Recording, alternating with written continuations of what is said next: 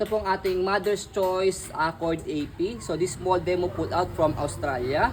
Okay, so ito po yung na-stock na po ito. Ayan, so kaya medyo low price na lang po namin siya ibebenta. So may sign of usage po. So this already washed and ready to use na rin po siya.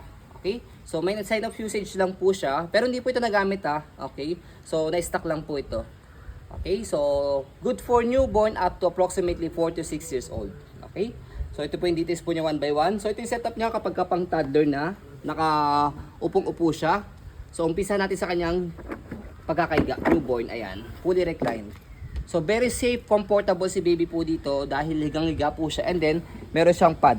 Ang kapal ng pad po nito. Ayan. Okay.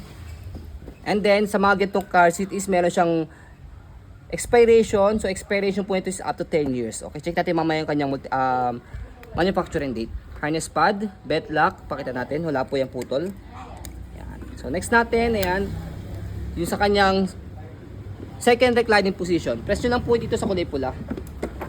Ito yung pangalawa, pangatlo, and then yung kanya pang-apat, yung pinaka sitting position niya na. Ayan.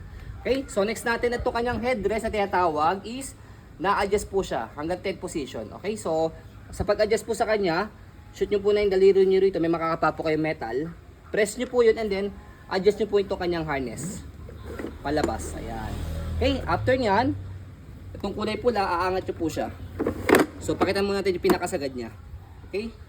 Ayan. So next natin, ayan, pwede nyo siyang adjust ng unti-unti. Depende sa laki ng baby po ninyo. Ayan. Okay, ito yung pinakasagad niya. Ayan. Okay? So next natin is yung kanyang body frame. Ayan. Watermarks ba yung mga yan? So watermarks lang yan ha, kasi winash namin to full wash. Pero natatanggal po yan. Try nyo siya punasan ng wipes, tapos tapat nyo sa electric fan. And then this is Isofix ready na. So ayan, ito yung kanyang lagayan ng Isofix. Ayan.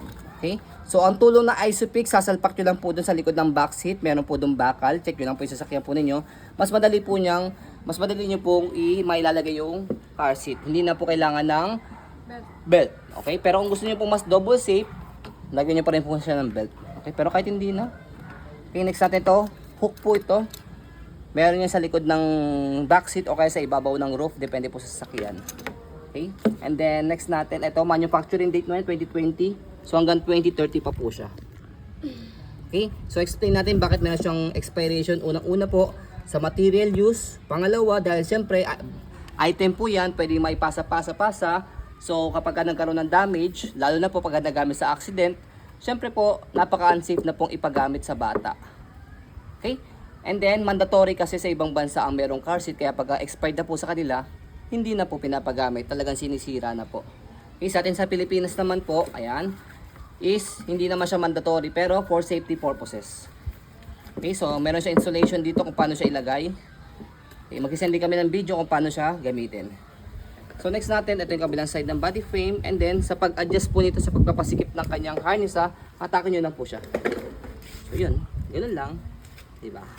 Okay? So low price lang po namin ito ibebenta.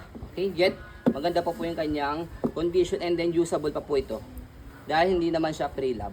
So ayan po, as you can see, very details po kami sa po pag-video. Kasi aming shop policy, no refund, no exchange. What you see is what you get. So makapal din po yung dito niya. Very comfortable sa heavy baby. As you can see, may nakalagay at Air Superior Side Impact Protection. Ito lang tatama yung ulo ng baby. So ayan po, maraming salamat. Have a nice day and God bless po.